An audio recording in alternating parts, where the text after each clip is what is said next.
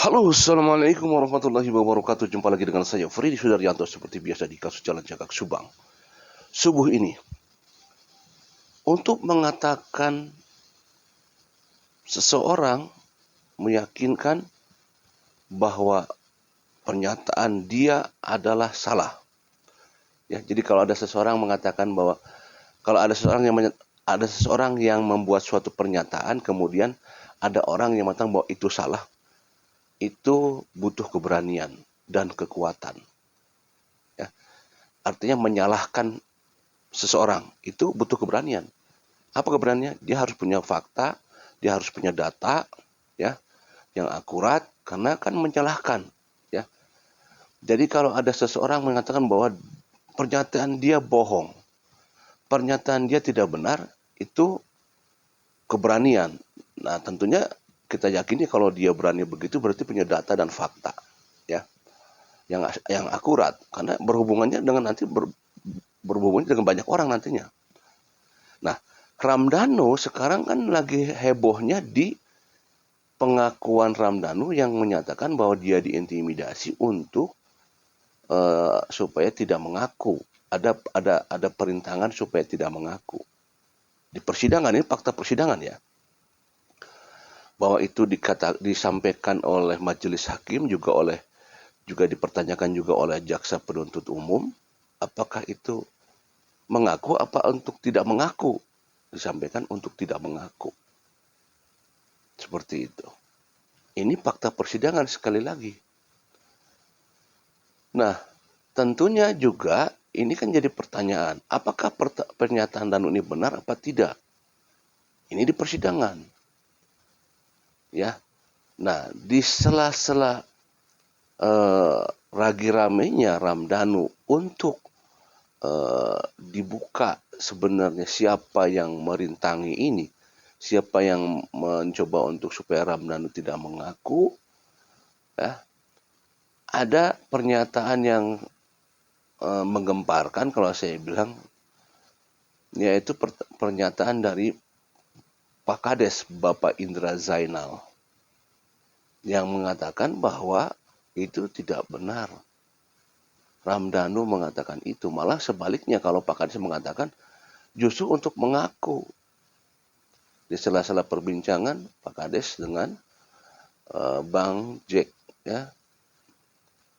Nah, ini menarik sebenarnya. Artinya apa? Bahwa Pak Kades dengan keyakinannya bahwa apa yang disampaikan Ramdhanu itu tidak benar, ya, untuk tidak mengaku. Artinya berarti Pak Kades punya data, punya fakta. Ya memang kita ketahui bahwa dulu Ramdhanu belum ada pendampingan hukum. Dan kita ketahui memang Pak Kades dulu memang yang dekat dengan Ramdhanu karena memang dia adalah saudara, ya. Ya ada kedekatan saudara lah, ya.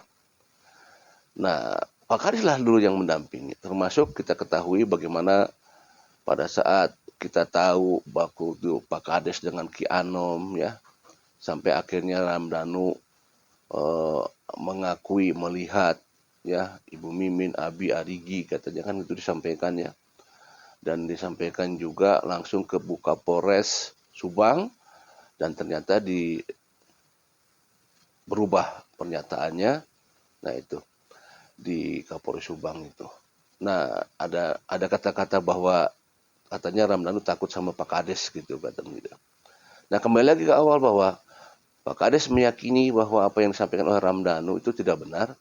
Tentunya kita akan lebih jelas kita dengarkan ini, ya. Pengakuan Danu kan sudah tertuang di persidangan nih, ya. Adanya intimidasi Pak, adanya ancaman, terus dibawa keliling-keliling katanya ke suatu tempat gitu nggak, terus di situ ada intimidasi jangan sampai mengakui. Ini kan kebalikannya Pak, biasanya kan penjahat ditekan itu harus mengakui, ini kebalikannya keterangan Danu di persidangan. Begini, gimana tuh Pak? kalau keterangan itu saya yakin berbohong. Saya yakin 100% berbohong. Karena begini, saya pernah hampir 100% berbohong. Waduh, kalau udah 100%, tidak ada 99,9, ya, tidak 10. Kalau 100% berarti ini keyakinan yang sangat luar biasa, ya. cekcok dengan salah satu anggota. Waktu itu anggota kayaknya dari tim lain lah. Iya. Ya, cekcok. Beliau seolah tidak menghargai saya sebagai kepala desa. Padahal saya pakai baju kepala desa. Oh. Waktu itu Danu mau diwawancara. Nah, beliau datang mau menjemput Danu gitu tanpa surat tugas. Kemudian saya bilang sebentar dulu, Pak, ini lagi diwawancara dulu sebentar. Karena Danu kan belum, prosesnya hanya sebagai saksi. Akhirnya sampai marah-marah gitu. Saya bilang ya silakan saja, bawa tapi hati-hati. Oh gitu saya bilang. Nah, kalau disuruh tidak ngaku, ya bawa keliling-keliling diintimidasi supaya supaya tidak ngaku. Tidak mungkin, justru itu supaya mengakui, artinya mengakui bahwa dia itu bukan sebagai pelaku atau apa, tapi tahu atau tidak, karena berdasarkan keterangan-keterangan yang berubah-ubah. Polisi makin curiga. Malah ini saya jelaskan. Gimana, Pak? Saya itu dimusuhi oleh pihak anggota-anggota yang sedang memeriksa Danu. Saya dimusuhi karena apa? Saya seolah-olah menghalang-halangi Danu, menghalang-halangi mereka untuk memeriksa Danu. Padahal saya tidak begitu. Saya itu hanya takut. Pertama, Danu itu masih saudara, ya. Keduanya, Danu masih anak kecil lah, walaupun umur 20. Emang kalau kita lihat ke belakang ya, proses pemeriksaan itu kita jadi bingung juga ya. Ada yang tiba-tiba lagi diperiksa. Memang waktu itu kita diperiksa, kenapa kok tidak di tempat kepolisian tapi di tempat kantor Kades. Juga ada datang tim lain gitu ya. Datang tim lain terus mengambil Ramdhanu gitu. Ini bagaimana proses penyelidikan dulu? Kita kan jadi bingung juga nih ya. Prosesnya seperti apa ini? Ada yang di kantor Kades, ada yang datang menjemput, kemudian ya ini gimana, kita jadi bingung juga gitu. Proses dulu tuh bagaimana, proses penyelidikan dulu. Kita lanjut lagi ya. Waktu itu umur 20. Iya, 20. Nah, yang saya takutkan itu Danu kenapa? Karena tidak didampingi pengacara, dan proses pemeriksaan pun di luar jam lah artinya. Nah, sekarang kalau pengakuan Danu bahwa Danu dibawa keliling-keliling untuk tidak ngaku, tidak mungkin, sangat tidak mungkin. Dan saya bisa menjamin. Tadi kan sudah dengar kan saya kirim tadi ya, itu potongan videonya. Nah, sudah sangat menjamin. Saya juga nggak tahu nih, ini yang Ramdhanu maksudkan, yang tadi kan ini yang berkeliling-keliling itu kan yang bersama Pak Kades ya, dengan ada Ki Anom. Apakah yang dimaksud Ramdhanu adalah yang ini? Ya. Ataukah dia ada yang dimaksud lain, yang dimaksud oleh Ramdhanu? Ya. Yang katanya orang Polres katanya ya. Diinjak meja sampai mau dilempar pisau. Ini yang mana ini? Pak Kades meyakininya 100% itu yang mana? Sedangkan Ramdhanu mengakui bahwa tidak disuruh mengaku, yang mana ini? Apakah yang bersama Pak Kades ataukah yang bersama dengan Polres? Nah, ini tapi Pak Kades kan dari Bang Des juga sebagai sosnya sudah mengarahkan bahwa tentang masalah fakta persidangan yang Danu tidak diminta untuk tidak mengakui. Justru ini yang nanti kita cari informasi selanjutnya. Nah itu Pak, itu sangat tidak mungkin. Jadi seperti itu ya. Oh, luar biasa ini. Nah, Pak, kalau misalkan ini keterangan Danu ini tidak benar, ini tidak benar dulu ya. Nah, ini nanti akan panjang nggak urusannya? Karena akan panjang karena beliau memberikan, Pak. Iya, karena beliau memberikan keterangan bohong. Akan panjang, dan saya berharap kepada pengacaranya juga jangan melepaskan Danu begitu saja. Ini kayaknya saya juga curiga Danu ini stres ini. Iya. Nah, kalau begini caranya, karena begini. Justru saya saksi hidup ketika ketakutan Danu diintimidasi gara-gara dicurigai gitu loh. Dicurigai sebagai pelaku atau sebagai orang yang tahu. Jadi lain bukan Danu diintimidasi supaya tidak mengaku. Gitu ya, jadi Tidak kebalikannya. mungkin. Pak Kades percaya nggak Danu pelaku? Kalau Atau sudah kejujurannya berapa persen? kalau sudah melihat seperti begini, saya malah tambah curiga. Oh iya benar. Jangan-jangan Danu Sendiri. ikut melakukan Ya kan ataupun dia mengakui ikut. Bahkan bisa lebih dari itu mungkin. Kalau begini caranya dari keterangan-keterangan yang berubah-ubah ditambah-tambah, seolah-olah mencari kambing hitam yang yang lain-lain. Duh, saya itu 100% betul tahu waktu awal Danu diperiksa oleh saudara Adit dan Reza. Itu dari tim penyidik? Iya, malah saya nitip ke Adit dan Reza itu, nitip.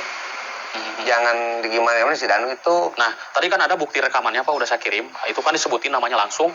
Itu nanti dipelajari. Berarti kebalikannya Danu itu. Kebalikan itu, saya yakin. Nah, sekarang misalkan kalau benar, ini akan ada proses nggak Pak? Kalau benar misalkan ucapan Danu itu benar, diintimidasi agar jangan sampai mengakui. Tidak benar juga pasti akan diproses sekarang. Artinya akan membuktikan ucapan Danu. Yakin hakim pun akan ini kan fakta persidangan. Fakta persidangan betul. Hakim pun akan memanggil dan dan saya rasa kalau dalam hal ini ketika ada yang membutuhkan saya untuk memberikan keterangan, saya siap. Saya siap, Jack. Iya. Karena ini udah ngaco ini. Ngaco benar kalau begini caranya. Saya memang tidak pernah ngaco ini katanya ya, kata Pak Kades. Ya, apalagi sekarang di situ Pak Kades sudah siap untuk menjadi saksi. Ya karena kan sekarang bantahan ini baru muncul dari Pak Kades ya. Belum ada bantahan dari yang lain, baru muncul dari Pak Kades ya di sela-sela wawancara dengan Bang J. Nah, tentunya bantahan ini kan ini masuk ke record, disampaikan di media, berarti sudah tersebar ke seluruh pelosok dan mungkin juga sampai ke telinga timnya Ramdhanu ya, baik itu kuasa hukum. Nah, mungkin saja bisa sampai juga ke Ramdhanu, mungkin juga sampai juga ke bisa saja sampai ke orang-orang anggota kepolisian ataupun kejaksaan, bahwa keyakinan Pak Kades bahwa pernyataan Ramdhanu itu bohong 100%. Ini yang menarik ya, alangkah baiknya ya nanti Pak Kades bisa jadi saksi dan menyampaikan pernyataan Pak Kades ini di depan persidangan tentunya, bahwa pernyataan Ramdhanu ini bohong. Kan ini kan antara bohong dan tidak bohong kan gitu ya. Sinkronisasi, tinggal dikonfrontasi saja. Ramdhanu kenapa menyatakan demikian? Ya kan? Pak Kades mengapa meyakini bahwa itu bohong Ramdhanu? Ramdhanu menyatakan demikian, apakah memang benar? Apakah ada bukti apa tidak bahwa ada yang mengintimidasi? Dan tentunya dikonfrontasi dengan orang yang nanti akan disebut oleh Ramdhanu, siapa yang mengintimidasinya?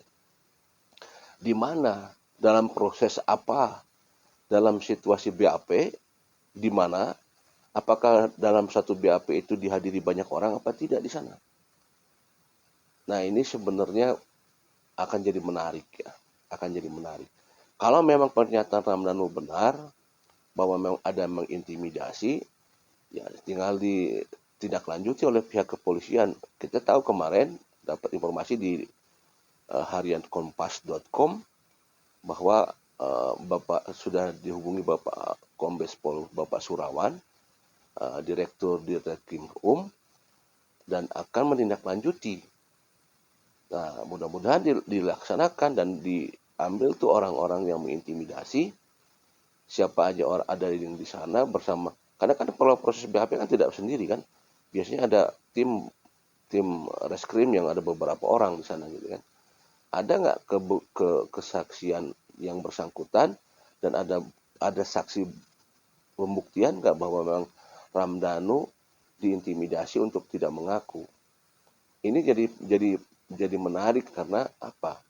Karena poinnya adalah menghalangi. Kan jadi masuknya ke perintangan nantinya kan, ke obstruction of justice gitu. Ke obstruction of justice. Nah, pernyataan Pak Kades bahwa tidak ada intimidasi supaya tidak mengaku, apa dasar keyakinan Pak Kades nanti kan? Itu keyakinannya apa?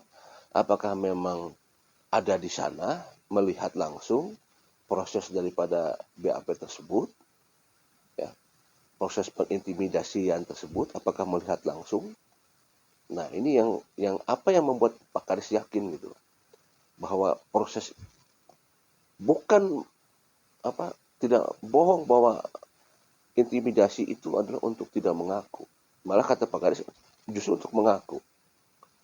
Apakah Pak Kades meyakini ini? Apakah Pak Kades mengetahui secara langsung, ataukah hanya dugaan saja, ataukah hanya dugaan?